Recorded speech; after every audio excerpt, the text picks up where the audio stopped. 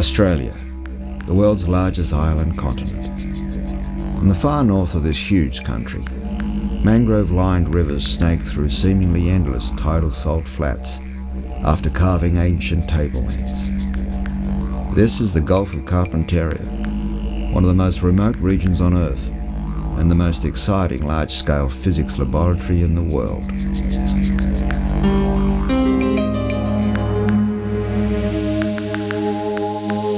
Dawn over the Gulf, and the atmosphere is about to put on one of its rarest and most spectacular displays, the morning glory cloud.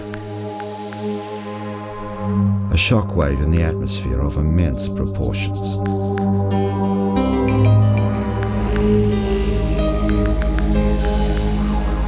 One kilometre high, stretching from horizon to horizon. This is a wall of cloud that travels at over 60 kilometres per hour. It occurs only in the few weeks during the change from the dry to the tropical wet season, and has become an irresistible attraction for both scientists and glider pilots.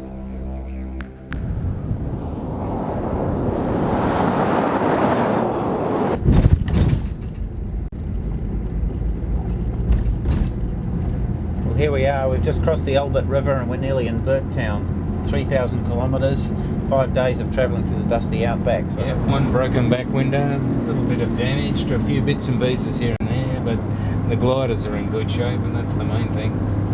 We're going to try and tow up on our hang gliders behind another motorised hang glider and actually ride along the front of the wave from over the sea to well south into the interior of Australia. We know the thing moves at least 60 kilometres an hour from what we've read in the meteorological reports, and it may move even faster. And there's a bit of doubt as to whether or not we can get the hang gliders to go fast enough to actually stay on the front of this thing. If we can, then we should be able to do it exactly the way a surfer surfs along a wave.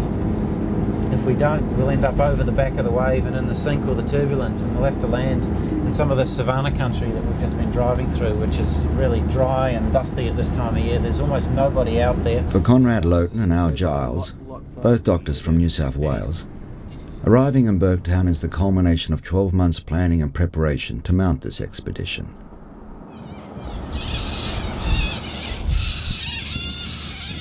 Burketown is a tiny speck of civilization in a vast and seemingly empty wilderness. During the wet season, this settlement can turn into an island, completely isolated by road transport for months at a time. After the monsoons of 1841, explorer John Stokes sailed upriver to the present site of Burketown and gazed upon lush grasslands and an abundant water supply.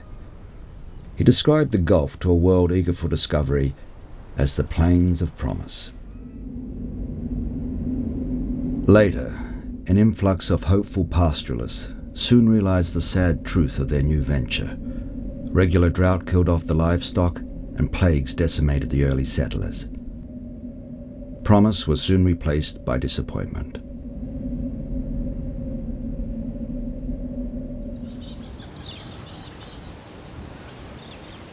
The Gulf has remained an untamed and sparsely settled land. And now there is a new influx of hopefuls, hang glider pilots in search of the ultimate wave, the morning glory. Little is known about this meteorological oddity. In the right weather conditions, the cloud forms over the Cape York Peninsula around midnight and rolls westward on its way across the Gulf, on occasion well into the Northern Territory, more than 1,000 kilometres from its origin. On rare occasions, a morning glory wave will mysteriously come from the opposite direction, arriving from the arid interior to the south.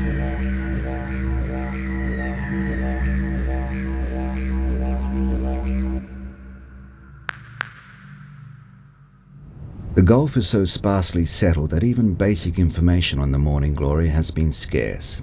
Atmospheric physicist Doug Christie is installing a network of 30 weather stations throughout the Gulf region, which he hopes will piece together the puzzle of how the morning glory is created.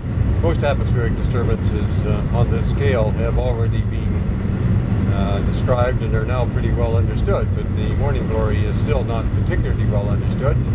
in many ways, it is perhaps the last major phenomenon that will be studied. This certainly gives it a lot of scientific appeal. In the past 4 weeks, Doug has travelled over 15,000 kilometres to install weather stations, covering an area larger than Great Britain. I think this would probably be a very good place to put the instrument, so I'm going to just go back to that track there about 500 meters and get the station established. Okay? Yeah, okay, Doug. Looks like there'll be some good science over that way, so I'll follow you in there.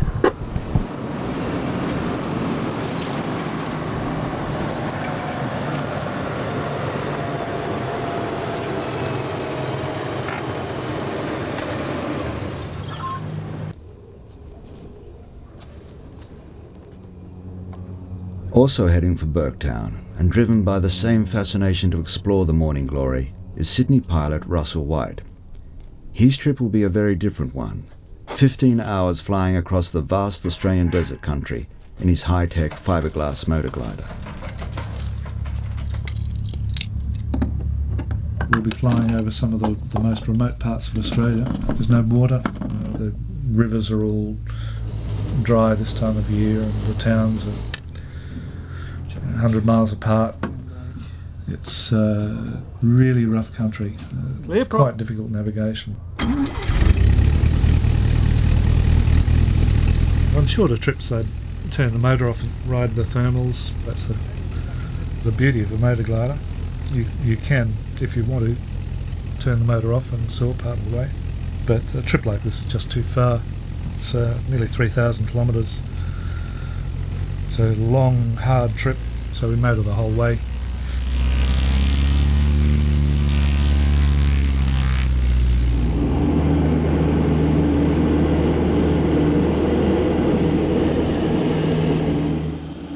The first part of the journey up as far as the Queensland border was really lush, very green.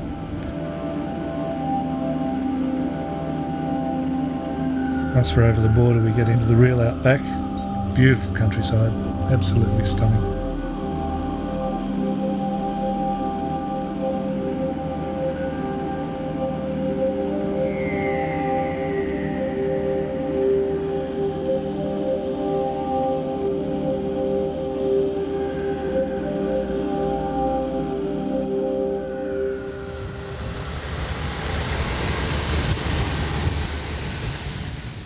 Stable, dry season weather patterns are persisting around the Gulf.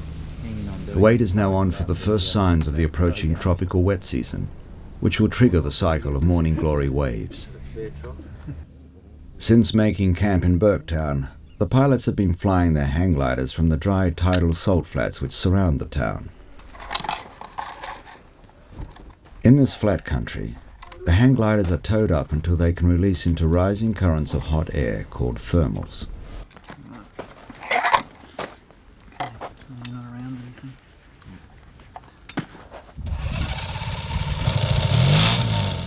The motorised hang gliders are designed for towing and are well suited for the task, being both powerful and slow flying. There is, however, a penalty for the extra weight of the 65 horsepower motor. It leaves the craft with poor gliding performance, sufficient only to carry out a forced landing in the event of an engine failure.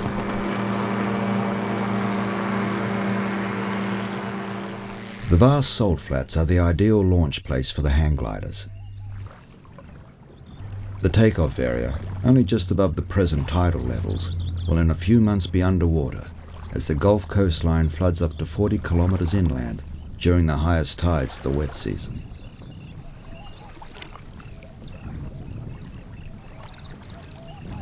Somebody tell me if there is a northerly ground wind yet. No, there isn't, Conrad. Put it in the rotor of the van. We've got a tarp on the ground if you want to come in and do a spot landing for us.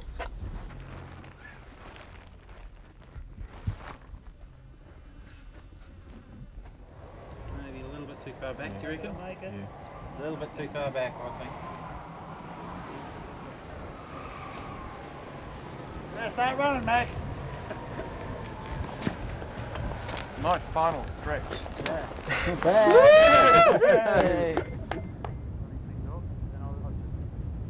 There's really big, wide, sort of very weak thermals up there, and they're all full of those little kites all circling around. And they seem to actually like coming over to you.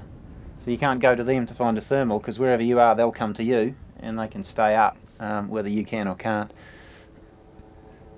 There's no shelter except the bushes, and the bushes are where the rivers, and the rivers are where the crocodiles are. So we were going to be sitting out in the middle.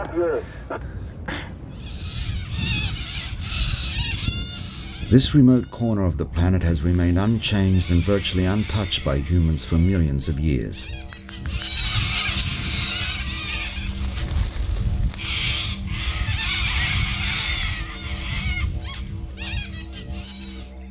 Whilst the rest of the Earth's crust has been torn and squeezed, only erosion and sedimentation has smoothed the features of this ancient land.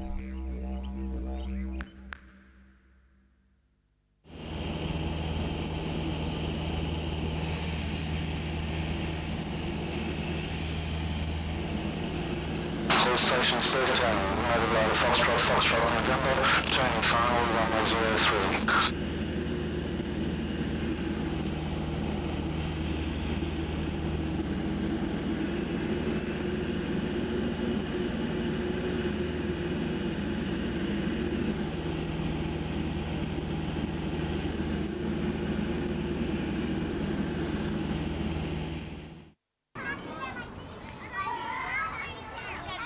The hang glider pilots have been waiting for 2 weeks. The morning glory has remained elusive, with every dawn bringing a clear and empty sky. The typical dry season weather, fine days with light southeasterly trade winds, has lasted 6 months. Now, a sudden wind change. The appearance of a northerly sea breeze signals the onset of the brief morning glory cycle.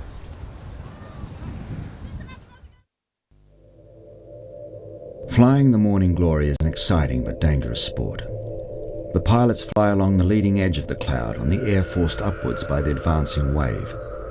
Once established in this rising air, they can then soar across the face of the wave in the same way as a surfboard rider does on the ocean. To be overtaken by the wave could lead to disaster. Inside the cloud is severe turbulence which could tear a glider apart. Behind the wave are strong downdrafts, which can cause the aircraft to plummet, making a dangerous forced landing unavoidable. Even the motor gliders, with their engines restarted, would not have sufficient power to outclimb the sinking air mass.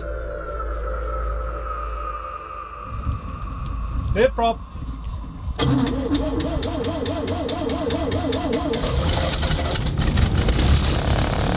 Early morning radio conversations between local fishing boats have alerted Russell that a morning glory wave is approaching, but still well out over the water.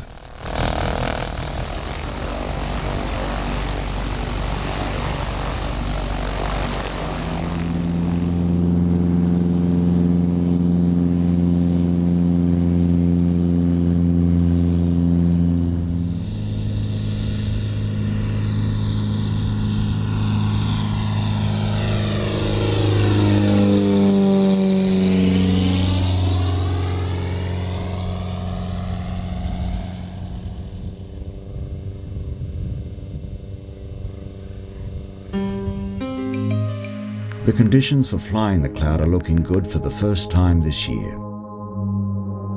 The motor gliders have the advantage of being able to fly out into the Gulf, where they can switch their engines off if there is sufficient rising air in front of the wave to keep them airborne.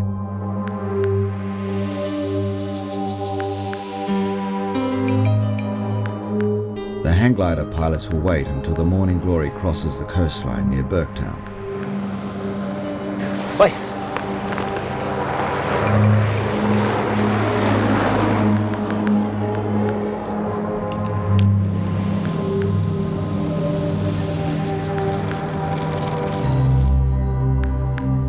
The morning glory, although weak, is remaining well formed over the water. As it passes over the coastline, however, it is beginning to break up.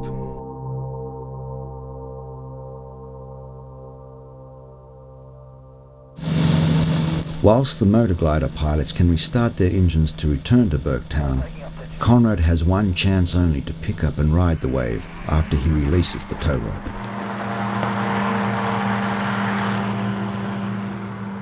The Gulf coastline is a maze of salt flats, rivers and creeks. An untimely landing could force him to abandon his hang glider for a perilous journey back to Burketown on foot, with numerous rivers to cross.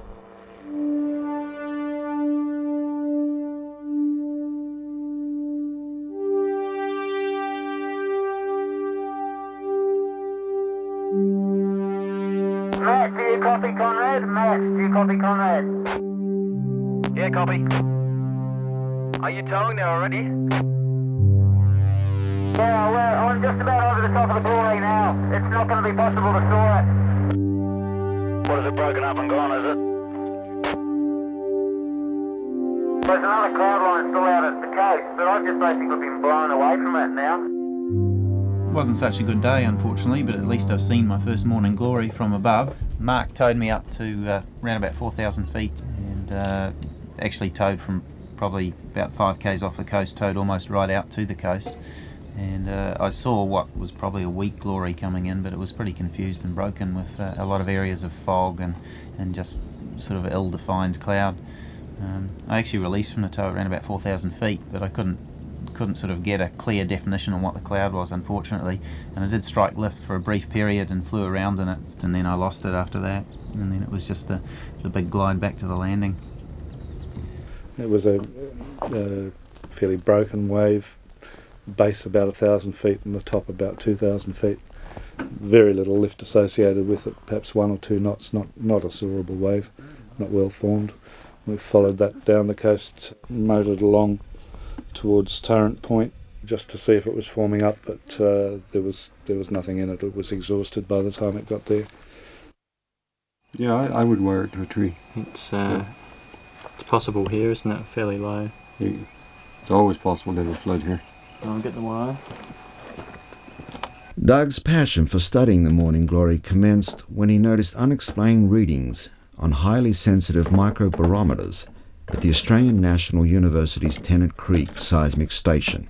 He later realised that these recordings, which to the human senses were hardly more noticeable than a breath of wind, were in fact the minute remnants of a Gulf morning glory, over 2,000 kilometres from its origin. The recorder will start day 249. 249. Hour 2:02. Minute 58. 02:58. Mm-hmm. Okay. The structure and evolution of these disturbances can be studied best by measuring the surface micropressure. And so the instruments that we are putting out are very, very sensitive barometers. We measure pressures which are the order of 100 times more sensitive than one would get on an ordinary weather station. The instruments are buried and camouflaged to protect them from both animals and curious humans. In 3 months, Doug will return to collect them. It may take him more than a year to analyse the immense volumes of recorded data before a clear understanding of the morning glory emerges.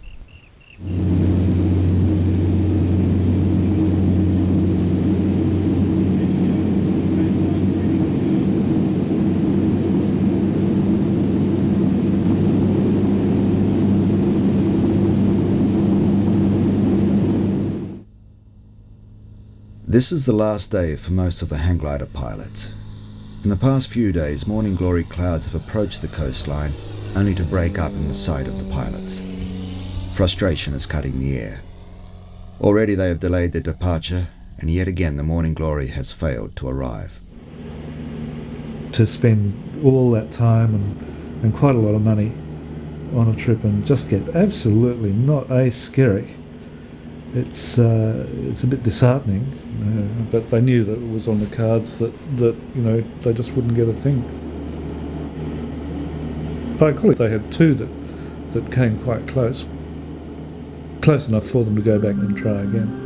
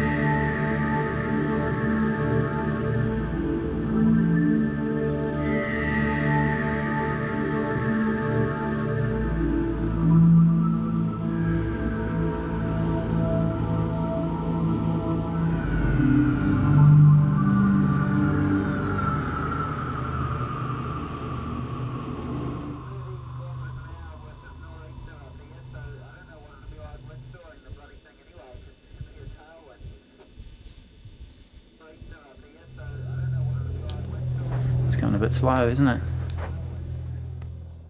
Time has run out. Most of the hang glider pilots give up. Conrad now will continue the wait for one more day. The others now face a rugged 3,000-kilometre drive home through the outback, defeated in their attempt to fly the ultimate wave for at least one more year.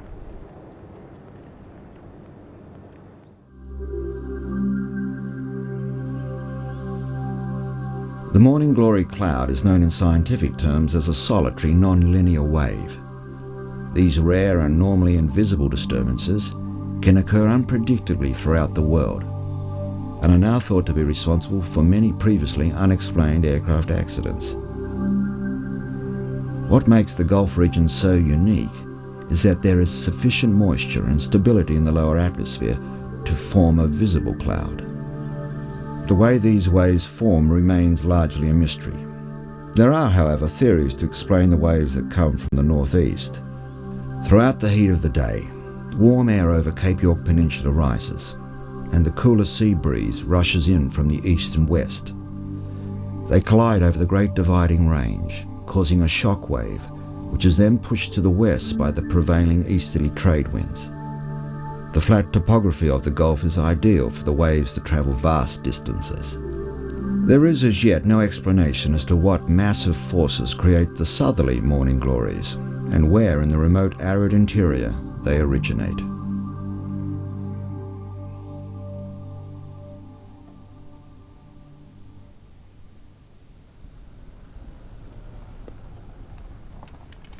The weather conditions have started to improve. An abrupt increase in humidity and a strong afternoon sea breeze, both favourable signs, have lifted the spirits of the remaining pilots. The clear evening sky in Burketown is invaded by waves of migrating fruit bats. In Aboriginal folklore, the morning glory is the spirit of the fruit bat. Perhaps this is a good omen. Tell us about this little cross. Good. Well, no.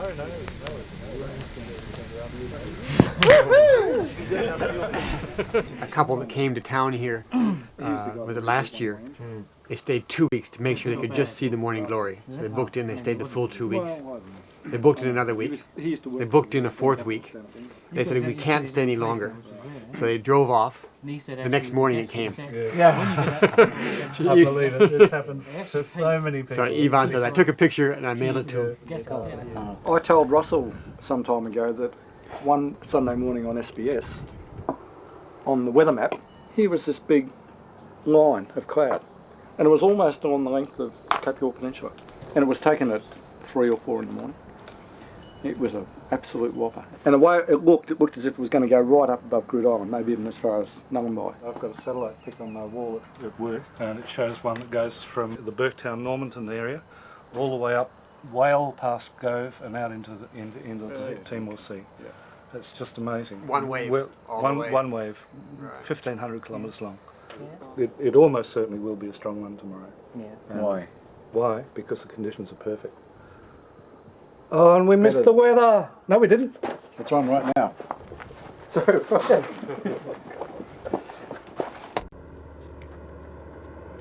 Russell's prediction was correct. In the early hours of the next morning, the strongest and last cloud of the season has formed over Cape York. After weeks of disappointment, the motor glider pilots scrambled to launch into the dawn sky.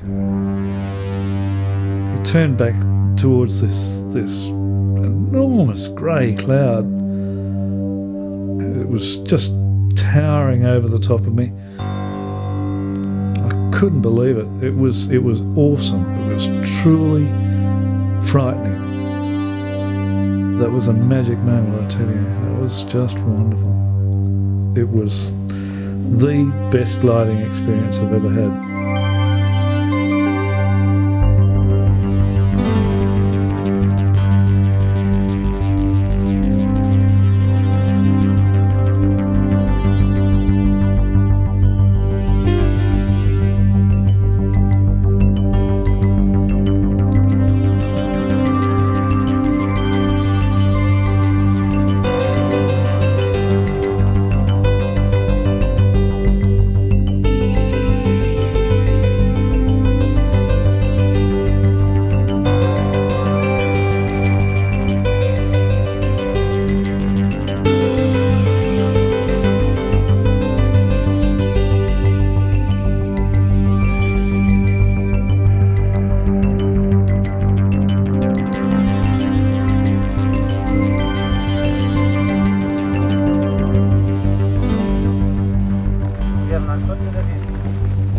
Russell has radioed ahead to alert Conrad and Al, who are once again waiting with nervous anticipation.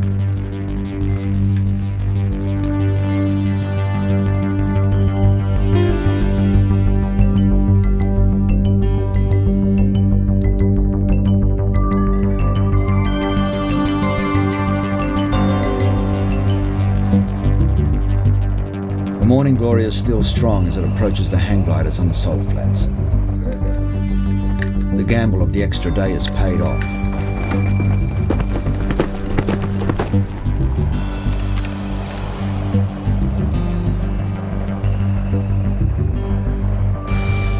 Conrad and Al are finally on their way to join the motor gliders for the most exciting ride of their lives.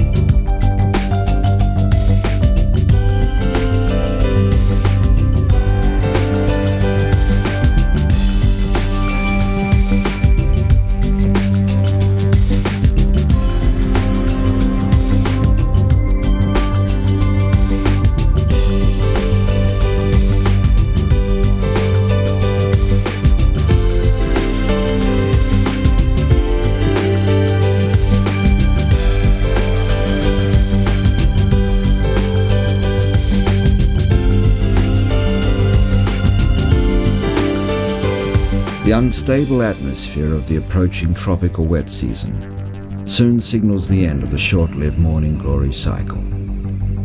The energy from the last of the morning glories erupts into towering thunderstorms, which bring to the Gulf some of the most severe weather of the year, a violent end to nature's rarest and most graceful display.